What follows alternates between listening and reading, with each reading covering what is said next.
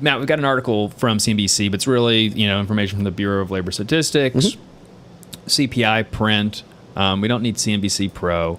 Inflation barreled ahead at 8.3% in April from a year ago, remaining near 40-year highs. I know shelter was a big part of that, moving that number.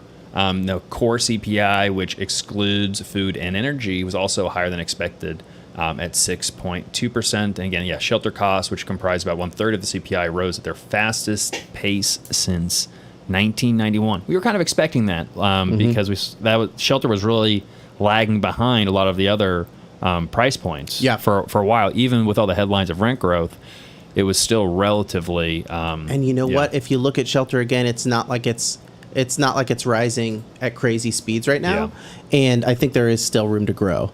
I think it's also interesting. Inflation adjusted earnings took a big hit, such that worker adjusted income is down 2.6% because wages aren't keeping up with cost of living.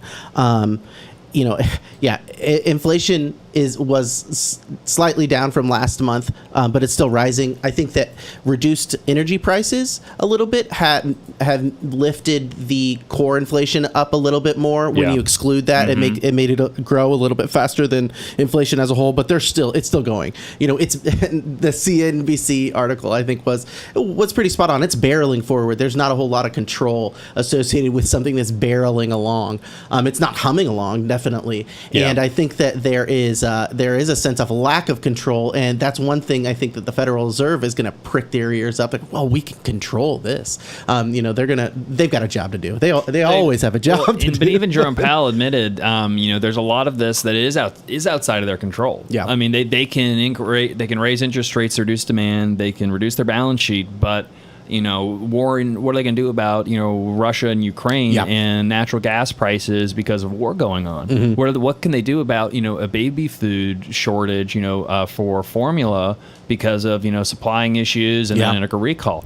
Federal Reserve can't, nor would we want them, or the federal government involved in, figuring out the supply chain. Yeah. And my question too, is how long is the lag period between a rise in interest rates and a reduction of demand or reduction of inflation? Because the Fed has been rose interest rates by like 25 basis points earlier this year, and so is that a factor in the CPI? Would it have been bigger if it wasn't for that? I don't know, but it seems like nothing. It seems like a zero effect, and that's what makes me a little bit worried and makes me almost think that the Fed's going to keep pushing this, pushing rates higher. I think people were living in a little bit of la-la land in 2021. Everyone's making a ton of money in the stock market, crypto, real estate, whatever it is. Everybody's got everybody's got a lot of money, and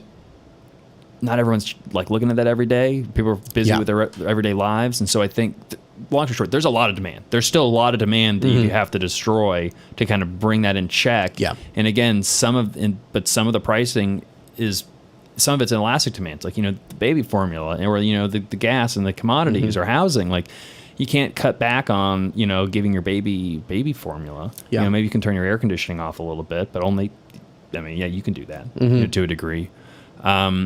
So how much, what is the how? That's the big question. I mean, that's the, whatever $1 trillion question we want to pick of at what is that point where you see enough demand destruction? I mean, the stock market is pricing a lot of that in. That's what we're seeing. I mean, with all these declines. And there are some people saying that the market now has priced in more rate hikes than are really going to happen. Well, and that's what supposedly there's this like the psychological effect of the Fed. You have to believe in the Fed. It's almost like Tinkerbell or something.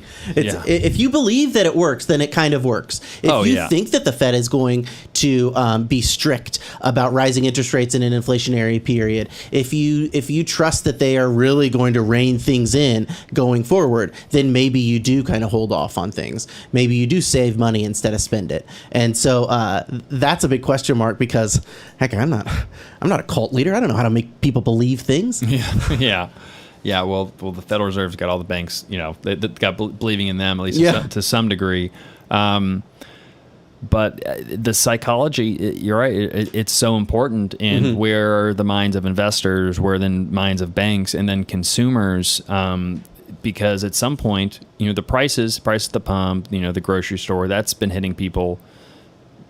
The stock market is also, is people are looking at their brokerage accounts and they're like, WTF, what is going on? Yeah. Like this is not a like little quick, dip down. We're way past correction. We're, a couple basis points away from bear market territory. We're almost to 20% down on the S&P 500. I think, a day or two ago we were 19%. I'm not a big investor in the stock market. I don't have any reason.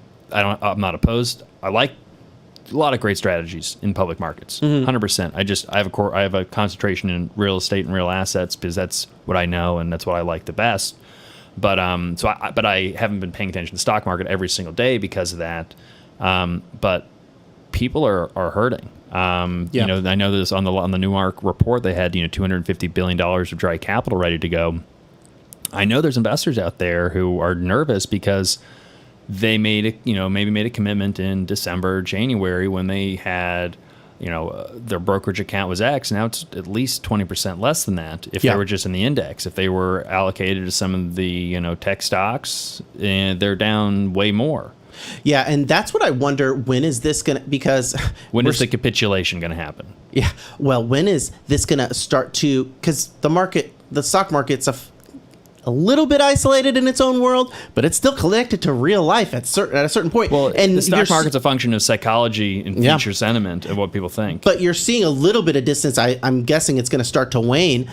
Things are going to start to kind of run in parallel now. When you see the stock market took a hit, when are jobs going to take a hit? When is wages going to take a hit? Because it's running. Wages are still rising, but we've started to see tons of tech layoffs because there's just free money of like anybody that had a half-baked idea can get $50 million in runway funding, to come up with their, half-baked, app idea. Everyone was getting that's gone because all the valuations are off. The future growth isn't there, so you don't have the VC money flooding into that space like you were.